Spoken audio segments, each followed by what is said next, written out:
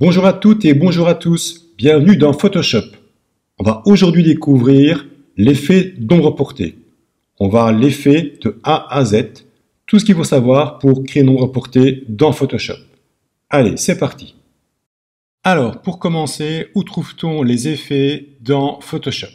Je me rends dans la palette calque, si elle n'est pas à l'écran, menu fenêtre, calque ou F7. En bas à gauche de la palette calque, deuxième bouton, le bouton FX, entre l'icône de lien et l'icône de masque de fusion.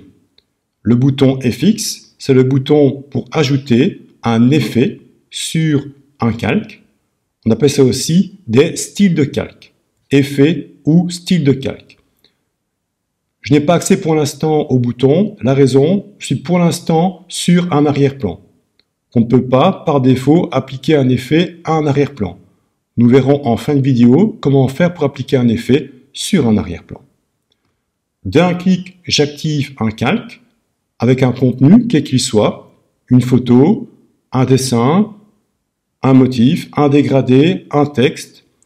Et lorsque le calque est sélectionné, je passe en bas à gauche le bouton FX. Maintenant, le bouton est accessible et en cliquant sur le bouton, j'ai accès à la liste des effets, qui commence par biseautage et estampage, mais il y a aussi l'effet de contour, ou encore l'effet d'ombre interne, et ainsi que l'effet d'ombre portée.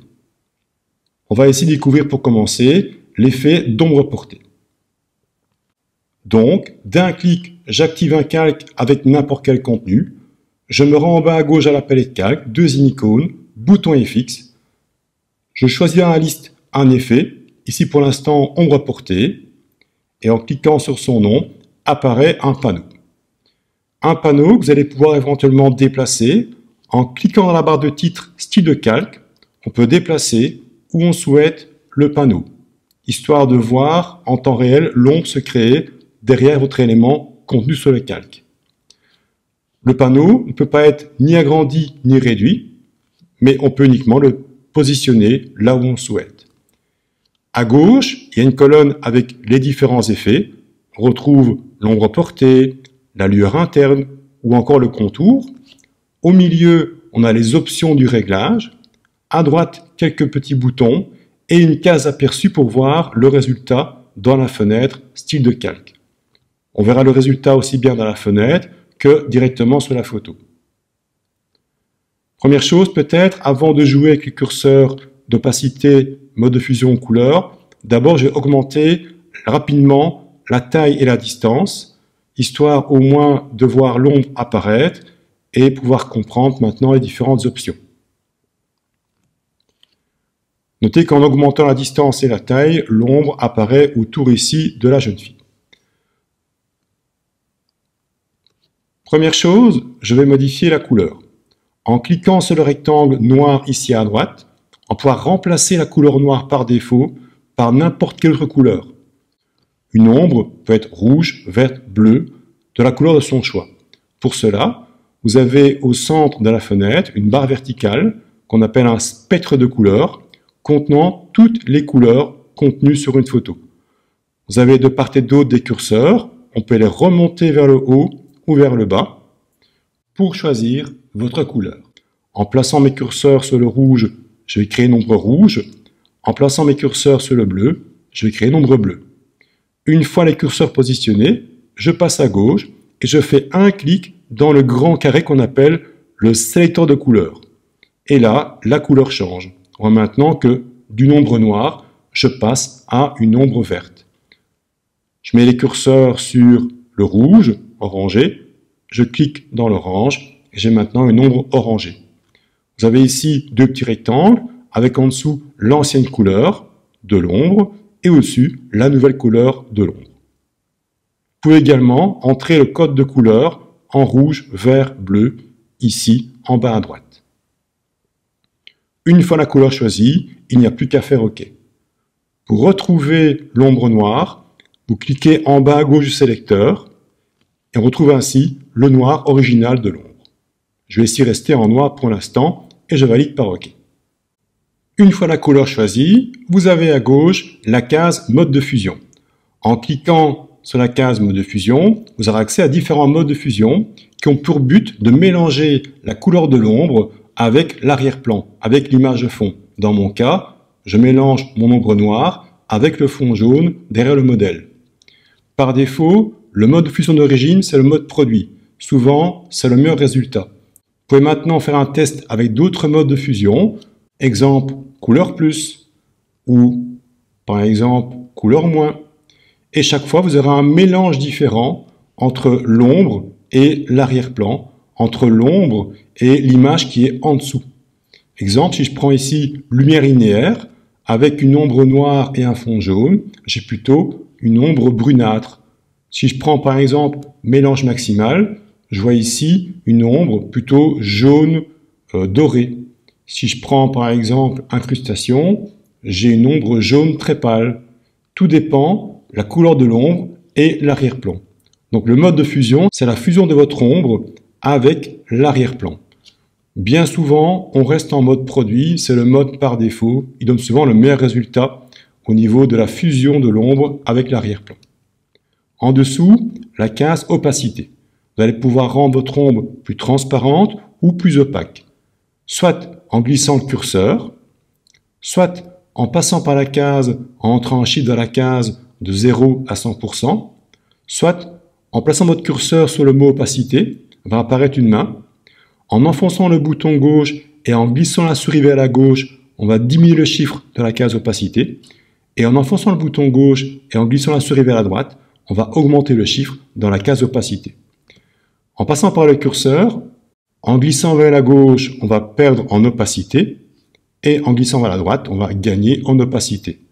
À droite, plus visible, plus opaque, et donc moins transparent. À gauche, plus transparent, et donc moins visible. 0, l'ombre devient invisible. 100%, l'ombre est complètement opaque. 100, c'est quand même fort opaque. Pour qu'il y ait une transparence au niveau de l'ombre, on met généralement au moins 80-90%. En dessous, on a la case angle. Angle, c'est la direction de l'ombre. Soit vous tournez le petit trait dans le rond, soit on passe à la case en degrés. Notez qu'en tournant le trait, on voit que l'ombre tourne autour du sujet sur le calque, mais notez que le trait ne correspond pas à l'ombre. Je m'explique. Si je mets le trait en haut, l'ombre sera plutôt en bas. Si je mets le trait à droite, l'ombre est à gauche. Si je mets le trait à gauche, l'ombre est à droite. Le trait représente la lumière. Si j'éclaire par en haut, l'ombre sera en dessous. Si j'éclaire par la droite, l'ombre sera à gauche. Le trait représente la lumière et l'ombre est à l'opposé. Soit on tourne le trait dans le rond, devant le mot angle, soit on passe dans la case angle et on entre un chiffre en degrés. Exemple, 45 degrés. La case éclairage global, nous la verrons en fin d'explication. Ça fonctionne lorsqu'on a plusieurs calques avec plusieurs effets. Pour l'instant, je n'ai qu'un seul calque avec un seul effet. La case n'a pas d'intérêt. Alors, case suivante, on va voir la case distance. La distance, c'est l'écart qui sépare l'élément sur le calque, ici mon sujet, la jeune fille, et l'ombre. En jouant avec mon curseur à distance, je vais pouvoir éloigner l'ombre ou je vais pouvoir la rapprocher de mon sujet. Soit en glissant le curseur distance, soit en passant par la case ici à droite exprimée en pixels, soit en plaçant mon curseur sur le mode distance, apparaît une main, enfoncez le bouton gauche, glissez vers la gauche, on diminue la distance, glissez vers la droite, on augmente la distance. La distance va de minimum 0, où l'ombre est derrière l'élément contenu sur le calque, jusqu'à 30 000 pixels, ce qui est énorme. C'est-à-dire qu'en mettant un chiffre aussi important, il se peut que votre ombre disparaisse. Imaginez, mon image fait en gros 5000 pixels, peut-être 6000 grand maximum. Si je mets une ombre à 30 000 pixels, l'ombre est tellement loin qu'elle sort de la photo. Donc dès qu'on met une distance trop importante, si l'ombre disparaît, c'est qu'elle est bêtement sortie en dehors de l'image. Attention parce que vous allez voir que sur quelques millimètres, on passe de 300 à 30 000. Et donc on a ici de 0 à 300, et puis sur quelques millimètres, de 300 à 30 000. Donc un conseil, pour mettre plus de 300 pixels, passez par la case. Exemple, je vais mettre à 500 pixels. Plutôt que de mettre le curseur à 500, ce qui est quasiment impossible, eh bien je passe par la case et je rentre 500 pixels. Si je mets un chiffre trop important, par exemple je vais mettre ici 6000 pixels, l'ombre a carrément disparu. Puis je mets 10 000 pixels, l'ombre n'est plus du tout visible. Elle est en dehors de ma photo. Donc la distance, c'est l'écart entre le sujet sur le calque et l'ombre. On rapproche, on éloigne. Le minimum, l'ombre est parfaitement derrière le sujet. Et quand on augmente, l'ombre s'éloigne, s'écarte du sujet. Avant de voir grossi, je montre d'abord la taille. La taille, on va donc agrandir l'ombre, on va la propager. Donc au départ, on commence à 0, et en augmentant la taille, vous allez voir que l'ombre va s'étendre, va se propager jusqu'au maximum. Vous allez pouvoir ainsi jouer sur la taille de l'ombre, à gauche plus petite, à droite plus grande, et donc la taille permet de propager, d'étendre, de répandre l'ombre, soit en passant par le curseur, soit sur le mot taille, soit en passant par la case. Je reviens à grossi. Grossi, c'est la netteté.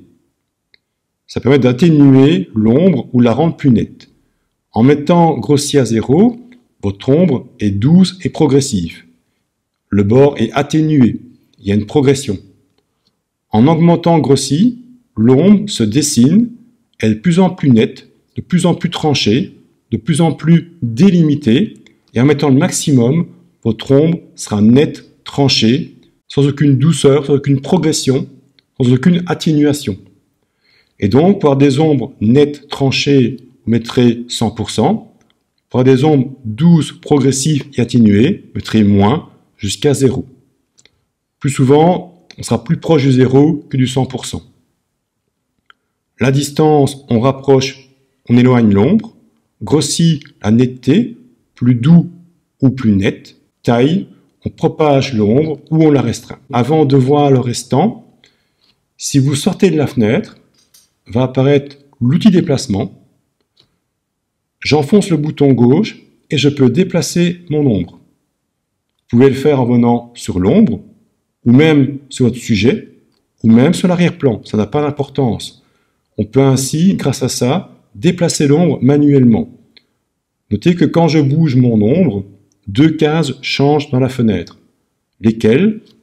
La case distance, puisque j'éloigne mon ombre manuellement ou je rapproche mon ombre, et la case angle. Je donne ainsi une direction vers le haut, vers le bas, la droite ou la gauche. Vous pouvez donc déplacer et donner une direction directement en venant sur la photo. Voilà donc les options principales de l'ombre. Un conseil souvent on reste en noir, en mode produit, l'opacité 70, 80, 90% grand maximum, l'angle au choix, la distance souvent c'est proche de son sujet, grossi très souvent c'est proche de 0 et la taille au choix.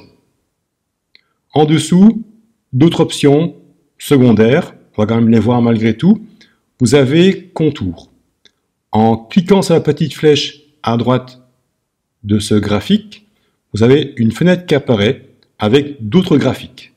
Des graphiques avec des sommets, des pointes, des montagnes. On voit ici des petites bosses, on voit ici des pointes, des triangles. Ces graphiques représentent une ou plusieurs ombres. La partie grise du graphique représente l'ombre. La partie blanche du graphique représente la lumière. Exemple ici, le premier graphique, on a un demi-triangle blanc et un demi-triangle gris. Le triangle blanc représente la lumière d'un côté et de l'autre l'ombre. On a donc la lumière opposée à l'ombre. Si on prend le second graphique, on commence par du blanc, puis on a une ombre, et puis de nouveau, on a de nouveau du blanc. De la lumière, une ombre, de la lumière. Ici, par exemple, on a la lumière, une ombre, la lumière, une ombre, la lumière, une ombre.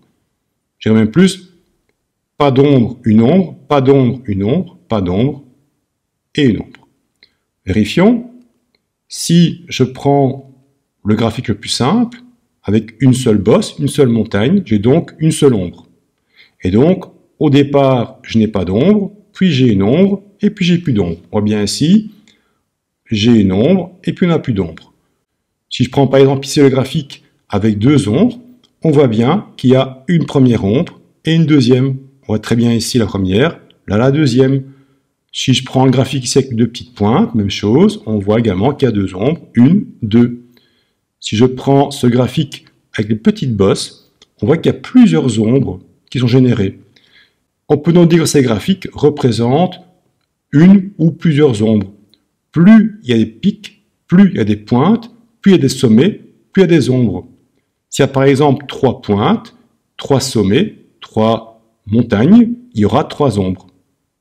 Si on a 2 pics, 2 pointes, 2 sommets, on aura 2 ombres. Et donc le gris représente les ombres, le blanc représente les lumières ou les zones qui ne sont pas ombrées. En cliquant sur l'engrenage en haut à droite, on a accès à un menu déroulant et en bas, on a le mot contour. Je vais faire ajouter et ainsi il ajoute d'autres graphiques, d'autres ombres. Chaque fois en cliquant sur un graphique, on aura une ombre différente. Plus le graphique est complexe et plus l'ombre sera complexe également. Exemple, on voit ici des graphiques avec 3-4 pics. Il y a donc autant de pics que d'ombres. Bien souvent, on garde une ombre classique, simple, et pas plusieurs ombres. Pour revenir au graphique de base, pour revenir à l'ombre d'origine, avec d'un côté la lumière, de l'autre l'ombre, on fait un clic sur le premier choix, les deux triangles l'un en face de l'autre, et là on revient à une ombre classique. La case lissée sert à lisser le bord de l'ombre. C'est à peine perceptible, c'est à peine visible, ça va adoucir le bord de l'ombre. Pour voir un changement éventuellement, il faut prendre généralement des ombres compliquées, comme celle-ci par exemple. Je vais un peu montrer en zoomant. Voilà. Un exemple ici, j'ai zoomé sur la photo, regardez ici au bord, avec et sans lissage, on voit un léger changement, à peine perceptible, que vous ne verrez pas de loin, et que vous ne verrez pas non plus avec une ombre simple. Dès qu'on prend une ombre plus compliquée, on verra un bord légèrement plus doux, légèrement lissé. Un conseil, tout le temps cochez la case pour lisser votre ombre. Je vais revenir à l'ombre classique et je vais dézoomer. Bruit, vous permettre d'ajouter un bruit dans votre ombre. Soit un léger bruit, à peine perceptible, soit un bruit très présent. En mettant le maximum, 100%, votre ombre contient que des petites taches, des petits points, de couleur noire, rouge, jaune, tout dépend de la couleur de l'ombre. Comme j'ai ici une ombre noire, j'ai plein de petits points noirs. Généralement, le but est de reproduire des ombres avec un bruit. C'est-à-dire que si vous avez un montage photo avec un arrière-plan avec un léger grain, un léger bruit, pour qu'il y ait une correspondance entre le bruit de la photo et le bruit de l'ombre, on peut mettre un léger bruit dans l'ombre. Généralement, si on met ça, c'est vraiment un chiffre très bas, de 10-20% grand maximum. Si on va trop loin, c'est que des taches de couleur et c'est pas vraiment très esthétique. Je vais remettre à 0.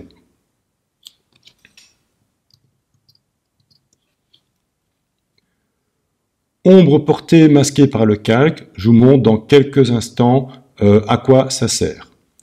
Avant de tester cette case-ci, dernière chose, vous avez une case aperçue. Si vous voulez voir le résultat, on coche ou on décoche la case. Vous pouvez ainsi voir le résultat sur la photo ou masquer le résultat. Vous verrez tout le temps le résultat ici dans la case aperçue, mais à vous de choisir de voir ou pas l'impact directement sur l'image. Un conseil, laissez la case cochée en permanence. Une fois l'ombre réglée, on valide par OK. Alors, une fois qu'on a validé, que se passe-t-il? On voit donc l'ombre portée apparaître derrière votre sujet. Et on voit dans la palette calque deux choses. À droite, le symbole FX qui montre qu'on a bien appliqué un effet à votre calque, un style de calque. Vous avez également à droite une petite flèche pour afficher ou masquer le nom de l'effet en dessous de votre calque. En cliquant sur la petite flèche, elle remonte et on voit l'effet, ou inversement, elle s'abaisse et on masque l'effet. Ça n'a pas d'impact sur la photo, uniquement dans la palette calque. En dessous de votre calque, vous avez maintenant le mot effet, et en dessous, ombre portée. Avec des yeux devant, on a un œil devant le mot effet, un œil devant le mot ombre portée. Pour l'instant, en décochant indifféremment l'œil devant le mot effet ou devant ombre portée, vous masquez votre effet. En décochant l'œil devant le mot effet, je masque l'ombre. En décochant l'œil devant ombre portée, je masque également l'ombre. À ce stade de l'explication, les deux yeux font la même chose, à savoir, on affiche et on masque un effet. Si vous souhaitez modifier l'effet, on peut le faire quand on veut. Pour cela, très simple, on vient dans la palette calque et on clique deux fois sur le nom de l'effet. Non pas sur le mot effet, mais sur le nom de l'effet. En l'occurrence, ombre portée. Je fais un double clic sur le nom de mon effet, ombre portée, et réapparaît ma fenêtre. Tout est modifiable. L'opacité, la couleur, la distance, la taille et même grossi. Quand ça me convient, je valide par OK. Je vais recommencer, palette calque, je clique deux fois sur ombre portée, apparaît la fenêtre et je règle tout ce que je veux dans la fenêtre. Et ça, quand je veux, n'importe quand, tout est modifiable. Je valide par OK. Pour éventuellement jeter un effet, il suffit de glisser le nom de l'effet dans la poubelle de la palette calque. En glissant le mot ombre portée dans la poubelle de la palette calque, apparaît le symbole FX. Je le dépose dans la poubelle, je lâche et je jette mon effet. Je récupère ainsi mon calque sans aucun effet. Je change d'avis ou j'ai fait une erreur, commande Z sur Mac, CTRL Z sur PC. Donc, avec l'œil, on affiche et on masque l'effet. En cliquant deux fois sur son nom, on peut le modifier.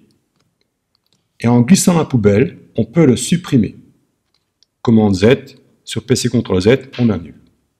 Alors, avant de découvrir la case ombre portée masquée par le calque, on va d'abord découvrir ici les cases opacité et fond, qui sont en lien avec l'option.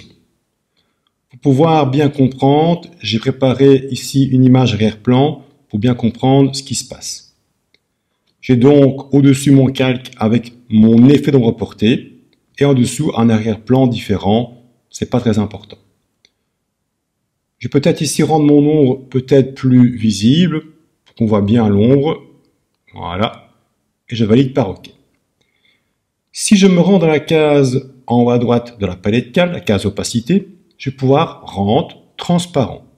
Mais rendre transparent quoi? Eh bien, rendre transparent à la fois l'élément qui est sur mon calque, ici la jeune fille, mais également l'ombre. La preuve en mettant 0, je n'ai plus d'ombre et je n'ai plus la jeune fille. Donc, la case opacité rend transparent aussi bien le contenu du calque, ici la jeune fille, que l'effet. Donc, opacité égale transparence du contenu du calque et de l'effet. En dessous, on a une case fond. Je diminue la case fond, et là, que voit-on? On voit maintenant que l'effet reste visible, mais que c'est le contenu du calque, ce qu'il appelle le fond, qui devient transparent. Et donc, grâce à la case fond, vous pouvez rendre transparent l'élément qui est sur le calque, mais garder votre effet visible. En l'occurrence, ici, l'ombre portée.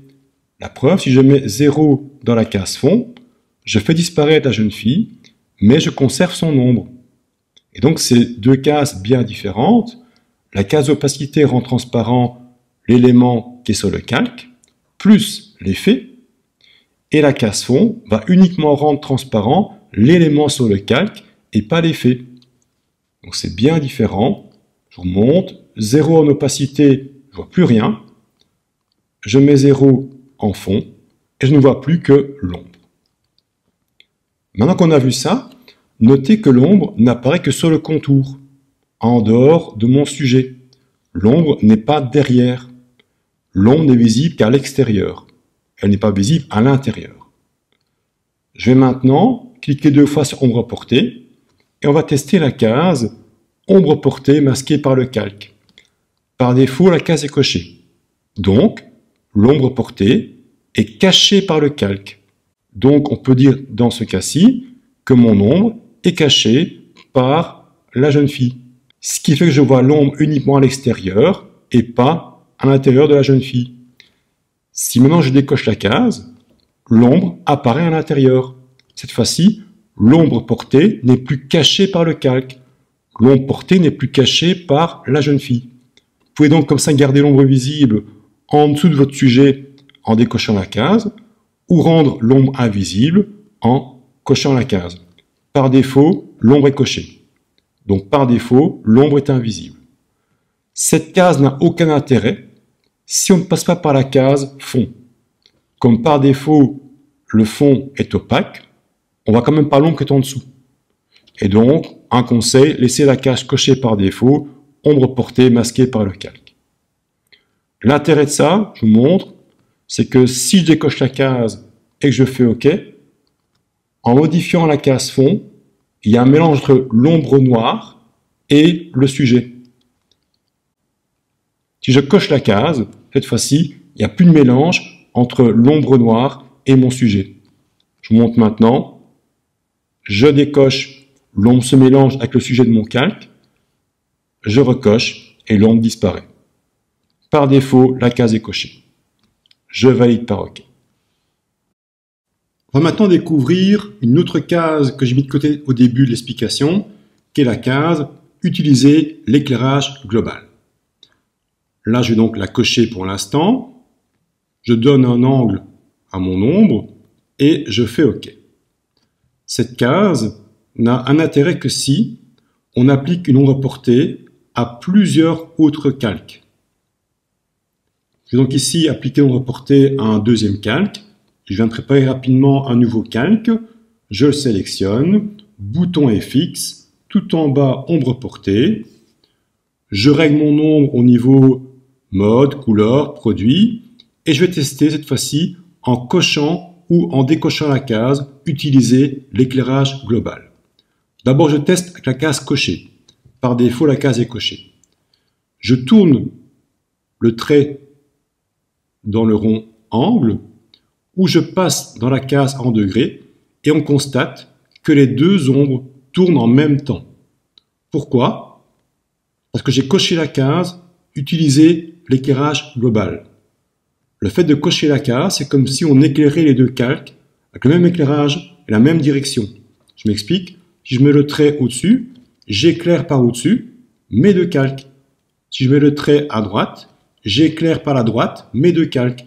L'éclairage est global, il n'est pas local.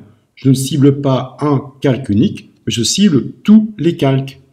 J'ai donc un éclairage global, à savoir de l'ensemble de mes calques dans la palette calque ayant un effet non reporté. L'intérêt de ça, c'est que toutes mes ombres soient similaires. Toutes mes ombres soient identiques, dans le même sens, la même direction. On n'ait pas une ombre à gauche, une à droite, une en haut. On a une cohérence au niveau des ombres. Les ombres sont dans le même sens, la même direction. Grâce à un éclairage commun, un éclairage global de tous les calques. On voit bien ici que l'ombre tourne aussi bien sur le calque contenant la jeune fille que sur l'animal. Mais si maintenant j'écoche la case éclairage global et je tourne le trait dans la case angle, cette fois-ci, j'ai plutôt un éclairage local, à savoir que sur un calque. Là, je tourne l'ombre uniquement sur le calque avec l'animal et plus sur le calque avec la dame. L'intérêt donc de la case est d'avoir une cohérence au niveau des ombres, toutes les ombres dans le même sens, ou, si on décoche la case, d'avoir des ombres dans des sens différents. Exemple, sur un calque, une ombre à gauche, un autre calque, une ombre à droite, un troisième calque, une ombre au-dessus. Pour avoir une ombre dans les mêmes directions pour tous les calques, on coche la case. Par défaut, la case est cochée. Donc par défaut, il y a une cohérence au niveau de la direction des ombres des calques. Je valide par OK. Alors je termine la fenêtre de l'effet, double-clic sur ombre portée. Il me reste à voir deux petits boutons ici en bas. Définir en tant que paramètre par défaut, pour commencer. Je règle mes curseurs. Exemple, on va faire simple. On va mettre 20, 20 et 20. Je souhaite mémoriser ces options comme des paramètres par défaut. Donc, ainsi mémoriser mes paramètres 3 x 20 plus l'angle, l'opacité, la couleur et le mode de fusion. En cliquant sur le bouton définir en tant que paramètre par défaut, Photoshop mémorise mes paramètres. Plus tard, quand j'appliquerai une ombre, il va conserver le 20 en distance, le 20 en grossi, le 20 en taille, ou dans ce cas-ci, 47 en opacité. Vérifions, je vais tout dérégler. Je vais maintenant retrouver mes paramètres par défaut avec mes 3 x 20 ici. En cliquant sur le bouton restaurer les paramètres par défaut, il revient à 3 x 20. Le bouton ici à gauche mémorise mes paramètres pour plus tard et définit ces paramètres comme des paramètres par défaut, utilisables plus tard sur notre photo. Mais pour retrouver ces paramètres par défaut, on a le bouton restaurer. Il ne revient pas aux paramètres d'origine du programme, mais il revient aux paramètres qu'on a mémorisés nous-mêmes par défaut. Je vous remontre, je dérègle, je fais restaurer et reviens à 3 x 20. Le plus important, c'est la partie haute avec la couleur, l'opacité, l'angle, la distance et la taille. Le restant est secondaire. Je valide par OK. Notez qu'il est possible depuis peu d'ajouter plusieurs ombres portées à un même calque. Je vous montre, je clique 2 fois sur le mot ombre portée, apparaît la fenêtre, et à gauche, on a une colonne avec les différents effets. On voit ici que j'ai appliqué une ombre portée à mon calque, vu qu'il y a une petite case cochée devant le mot ombre portée. À droite, il y a un petit plus. En cliquant une fois sur le plus, on va ajouter une deuxième ombre. Si on ne change rien, c'est un double de l'original, à même distance, à même taille et la même opacité. Maintenant, si je change les options, je peux me créer ainsi une deuxième ombre.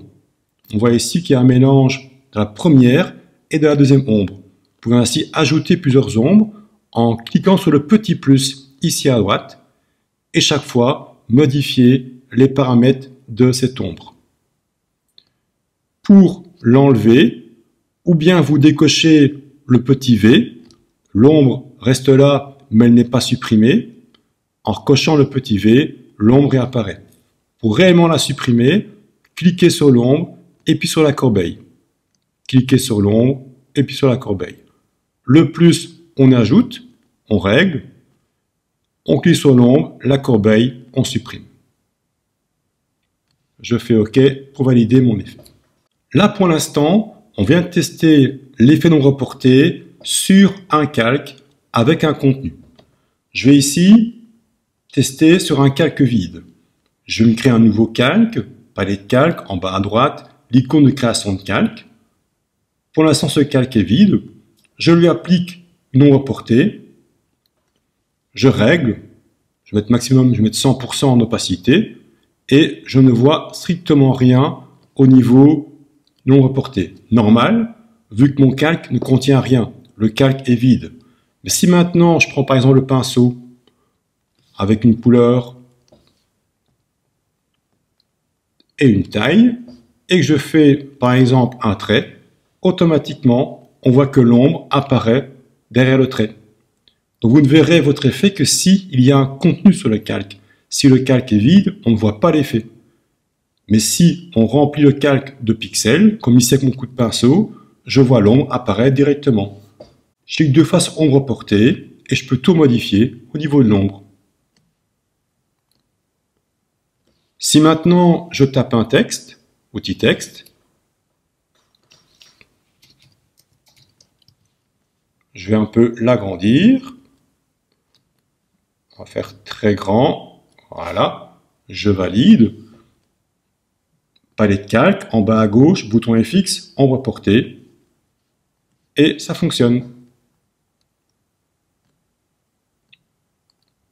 pouvez donc appliquer un effet à un dessin, à un texte ou à n'importe quel calque du moment qu'il y a un contenu, du moment qu'il y a des pixels sur le calque.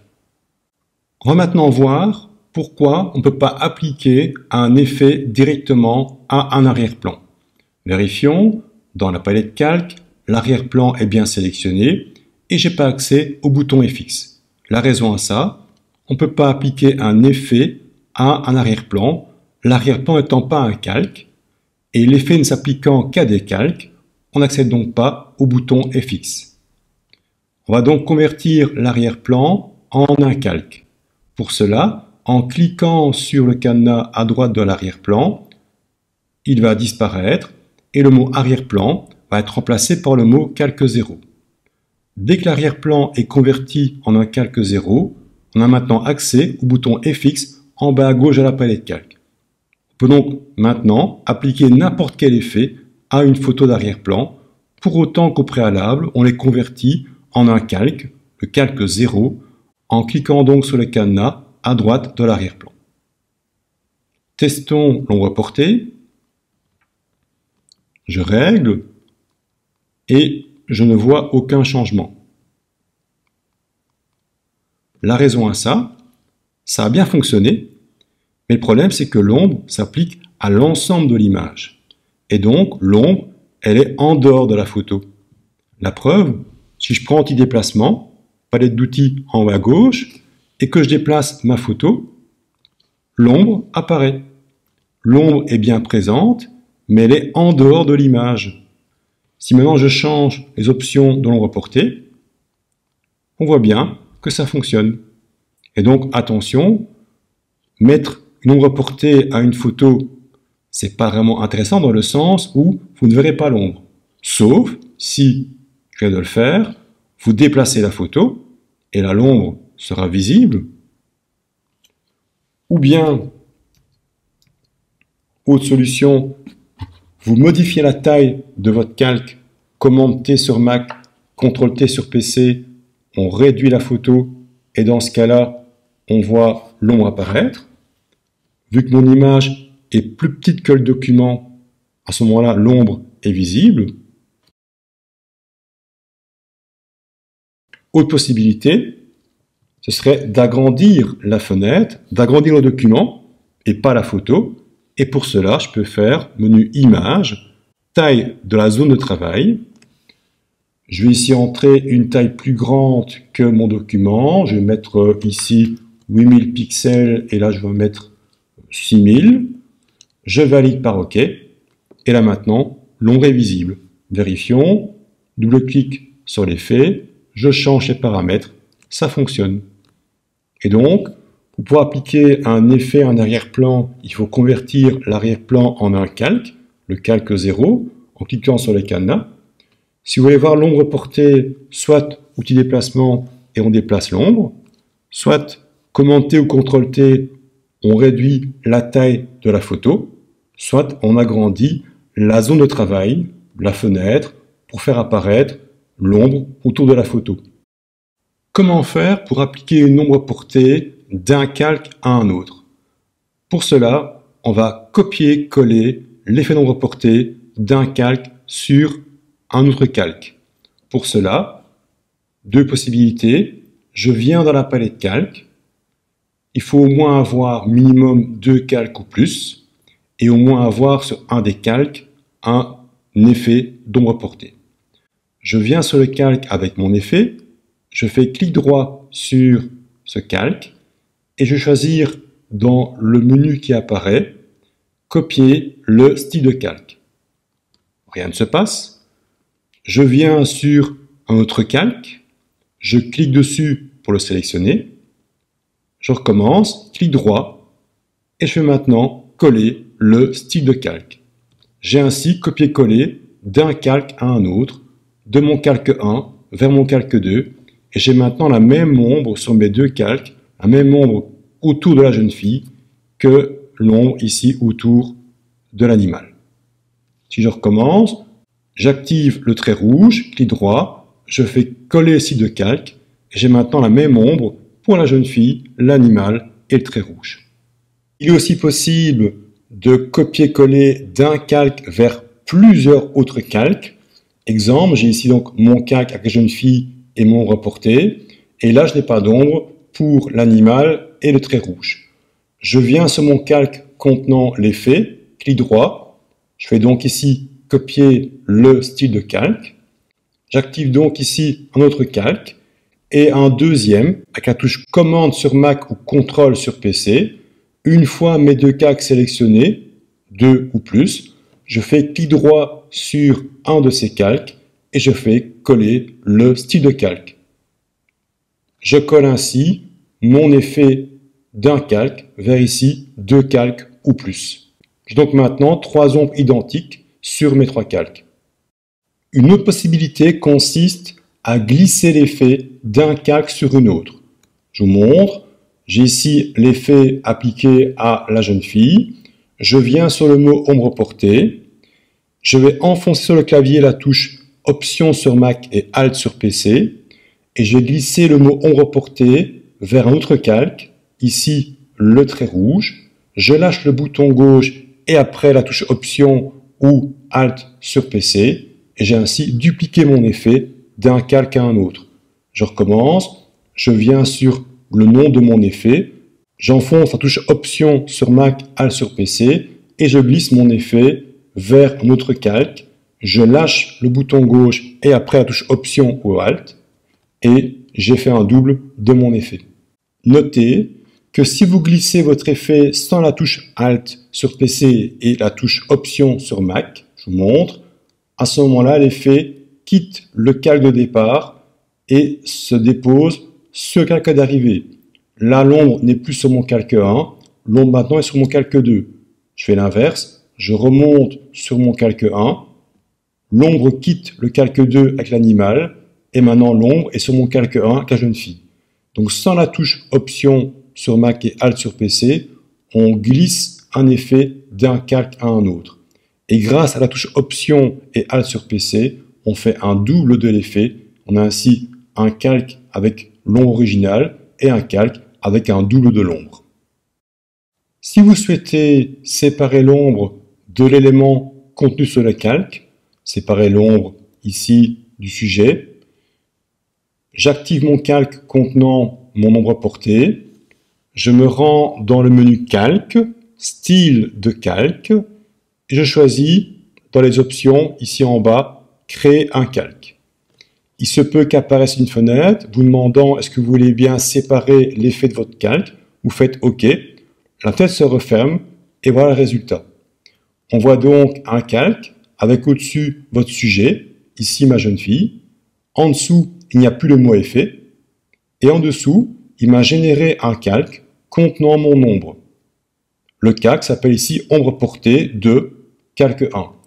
J'ai donc ici un calque 1 et voilà un nouveau calque contenant l'ombre portée de mon calque 1. Il a donc séparé l'ombre de votre calque. L'intérêt de ça, c'est que maintenant l'ombre est isolée sur un calque indépendant de votre sujet. On pourra grâce à ça agrandir, réduire, tourner, incliner, déformer, gommer l'ombre comme on le souhaitera. Pour cela, d'un clic, on active le calque contenant l'ombre. Ensuite, on fait commande T sur Mac, CTRL T sur PC. Apparaîtra le cadre de transformation. En venant sur les quatre coins ou les côtés, vous allez pouvoir jouer sur la taille de l'ombre. En sortant en dehors du cadre, vous allez pouvoir tourner l'ombre. En vous plaçant dans le cadre, vous allez pouvoir déplacer l'ombre. Absolument là où vous voulez, n'importe quelle taille et n'importe quel angle de rotation. Si vous faites clic droit dans le cadre ou en dehors, vous pouvez également faire des torsions, des inclinaisons, des perspectives ou même des symétries et des déformations. Testons torsion. Grâce à torsion, je vais pouvoir tordre mon ombre. Si je teste perspective, je pourrais faire des ombres et des perspectives.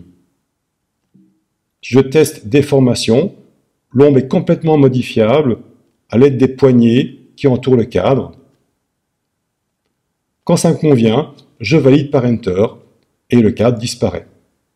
Attention, il faut savoir quand on fait l'action de séparer l'ombre du calque, ce n'est plus un effet. Maintenant, on n'a plus accès ici à l'effet en dessous du calque, il est plus modifiable en tant qu'effet.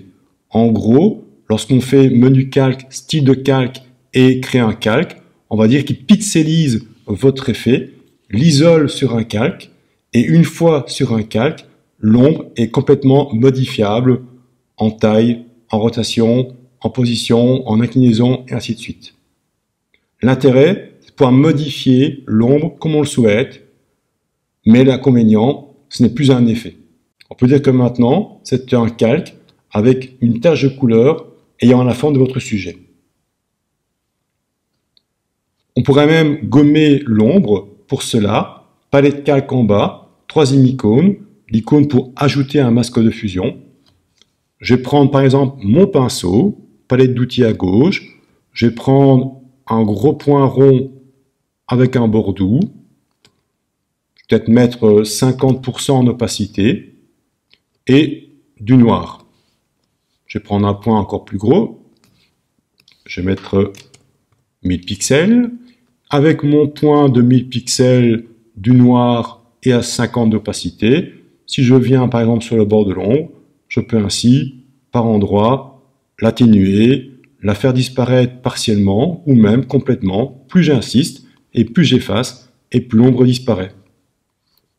Vous pouvez ainsi gommer des ombres par endroits pour les rendre moins visibles, voire même complètement invisibles.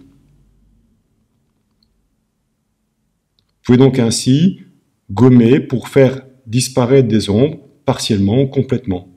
Dans la palette calque, le noir correspond à ce que j'ai effacé et le blanc, la partie visible de l'ombre. Ça, on ne peut le faire que si on sépare l'effet du calque en faisant menu calque, style de calque et créer un calque. Notez que pour rendre cette ombre plus opaque, on se rend dans la case fond et en mettant le fond au maximum, l'ombre redevient plus opaque. En mettant un chiffre moins important dans la case fond, l'ombre devient plus transparente. Je vous montre avant et après. Voilà donc tout ce qu'il y a à savoir par rapport à l'effet d'ombre portée dans Photoshop.